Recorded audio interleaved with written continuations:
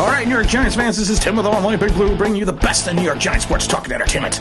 It's St. Patrick's Day. Happy St. Patrick's Day, all. To all my Irish subscribers and those that aren't, I am Irish, of course, so I'm sitting here with my Black Rifle coffee with a little bit of Grand Marnier. Why? Because that's the St. Patrick's thing and the Irish thing to do, and I learned in the life rule book that you can drink in the morning on St. Patrick's Day, and it will not make you an alcoholic, so... Here's to everybody. I want to talk about Kenny Golladay and the Leonard Williams contract. First off, though, if you don't agree with my Leonard Williams take, I don't care. You can leave nasty messages. You can send me nasty emails. Whatever. Go watch a nice, safe channel. Maybe there's something on PBS about magnets you can watch. Because I'm going to give you the honest truth, good or bad, right or wrong. So you know what? If you don't like it, you know, I've said it before. I love the Clint Eastwood movie Heartbreak Ridge, and there's the don't go away, Matt. Just go away. So that's all I got to say about that. All right, poor Kenny. This dude really just missed the mark on the marketplace for him. He had a contract for over $18 million with Detroit and turned it down to become a free agent. And I know right now he's in a legal battle with his former agent, CAA. So, I mean, I don't know, man. I just find it, I feel bad for him. I mean, he's going to get his money. I don't think he's going to get what he's looking for. He's going to get paid. But how do you mismanage the market this bad? I mean, there is a plethora and a multitude of wide receivers still on the market. You got Juju Smith, you got Will Fuller, you got the great Curtis Samuel. You also have, of course, poor Kenny. But the NFL teams and scouts and organizations must understand that there is a large quantity of quality wide receivers coming out in the draft. That is the only thing I can think of that these guys going into day 3 and in less than, I don't know how many hours, it's 9 something, but a couple hours before, well, more than a couple hours before the 4 o'clock start of the new year are not getting the contracts. Now, teams have to be under the salary cap by 4 p.m. today. That's just a fact. So we have to think, why are these teams or why are these players not being signed? And all I can think of off the top of my head is the fact that teams understand the load of talent that is coming out in this year's you said load is coming out in this year's draft. That's the only thing I can think of. So the marketplace right now it is going to be a buyer's market, and that's what it looks like now. If the Giants sign Kenny between 13 to 14 million, would I be upset? No. I think it would be a risk, only because of the fact that the dude did miss multitudes of games last season. He's had a couple of hiccups on injury. There was some chatter out of Detroit that he could have come back and played last year with the hip, but he chose not to because of the fact that he has free agency coming up. Now, of course, he denies that, and his team denies that as well. But those were the rumblings out of Detroit that he could have came back and played. But with so much wide receiver talent still on the market, it just makes your head scratch. And that's why I think, like I said, I think teams understand the amount of talent that is coming out in the draft. And like I said, would I be upset if the Giants signed him for 12, 14 million? No, I wouldn't be upset about that. I think he's a good player. I think he's got a big question mark. I would rather go after someone like Juju Smith or even Will Fuller. Yeah, I know Will Fuller's coming off the peds, but I think he may mesh well with the Giants' philosophy of Jason Garrett. The same thing with Juju. But I don't know. Lord knows. Right now we're sitting at, without the Nate Solder restructure, which we don't know what it is yet, we're sitting at about $6 million, which is fine. I mean, it's not a ton of money to go out there and start signing guys, but even with the Nate Solder restructure, you're probably looking at maybe having 12.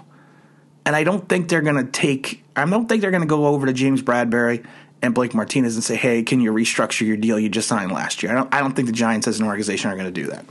So, I think we are going to find more cap space, but I don't see it being a large amount that the Giants are going to risk that type of portion of money on someone like Kenny Golladay at the moment. Now let's get away from the wide receivers for a minute. Let's talk about my old buddy Leonard Williams.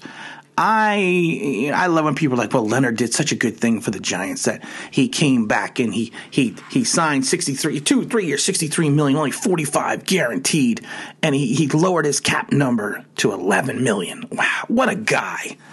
What a guy.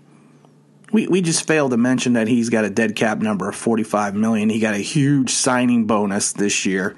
And if you actually go and look at his contract going into next season, everyone talks about the large amount of cap space we are going to have in 2022. That large amount of cap space. Well, let me tell you something. Let me break the news to you. Even if the cap justs up to $209 million, let's say it goes up that high. You're only right now with the rule of 51 at $50 million. Why? Because Leonard Williams has a cap number of $26 million in 2022. He's 12, almost 13% of your entire cap. His dead cap number in 2022 is going to be $34 million. And then people are like, wow, we could just get rid of him in 2023. Okay, let's take a look at 2023. Let's say Leonard bottoms out. Okay, whoops. So for some reason we have the music coming rolling in here because evidently they want me to go back to have some more St. Patrick's Day fun.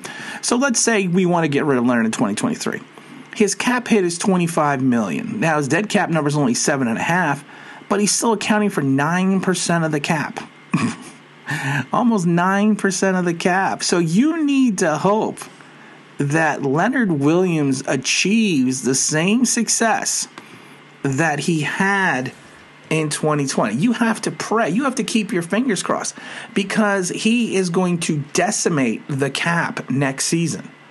And you're like, well, Tim, they still have $50 million, you were just saying. Yeah, but you know what? There's other players that need to be signed. There's other holes that need to be filled. That's just the estimated number right now.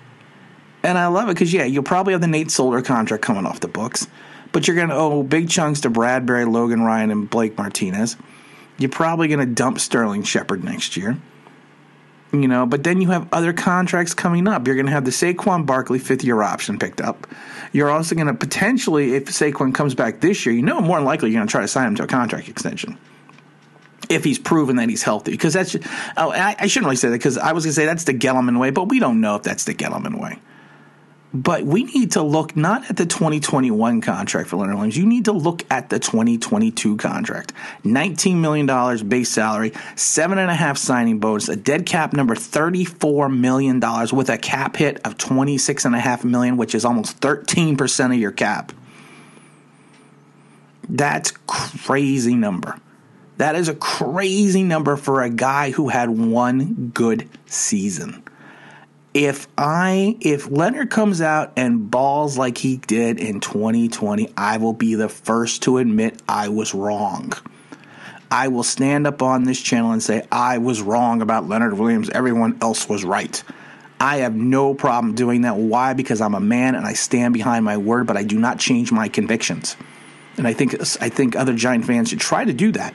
Stand by your word. Because I loved it. Like I said, everyone was like, I love Leonard Williams. And a couple days later, after all the free comes apart, we got to get rid of Leonard Williams. No, you stand by your conviction. I didn't like the Leonard Williams contract from day one, and I still don't like the Leonard Williams contract. If he plays above his contract, I will be the first one to admit it. But he needs to play above $26 million in 2022. Yes, you can look at 2021, but this anchor is tied around this boat until 2023. Yeah, you save some cap money now, but you also gave him a large chunk in a signing bonus. So he got all that money up front. Now, there is a philosophy with some players where after they get their big payday, they go back to being what they were.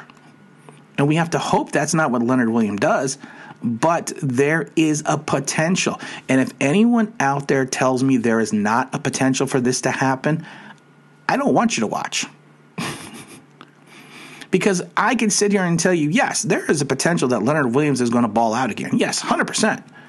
And I will admit it that I am wrong. But if you cannot admit there is an opportunity or a chance for him to revert back to 3.5 or even half a sack, Leonard, you're wrong. and you're not being realistic. And that's what we need, realism. And that's why I try to preach with this channel, realism. And that's one of the reasons why I'm not ending the channel, but I am going to retire at the end of the season. I'm going to try to find a way to, it's like Batman. I'm going to try to pass on my channel to a young Ward, a young Robin, or is he Nightwing or Darkwing? I'm not into comics. My son is, but I'm not. I used to watch Batman Beyond a long, long time ago, a cartoon. But I'm not into comics. But I'm going to try to pass it on to someone. I'm going to keep Online Big Blue alive, and I will come back and make appearances and do that. But we want to keep the channel rolling. But we want to keep the channel rolling with someone who has integrity and someone that understands good, bad, right, or wrong. You still need to preach, and you still need to put the right opinion out and put your opinion out, right or wrong, good or bad or indifferent, and stick by your convictions. And if it doesn't work out, you need to be man enough or woman enough, who knows, to stand up and say, you know what, you guys were right, I was wrong. Now, guys, this is Tim with Online Big Blue. We're bringing you the best in New York Giants sports talk and entertainment. And as always, if you could like, if you subscribe, if you're free to play things into the means, that'd be awesome.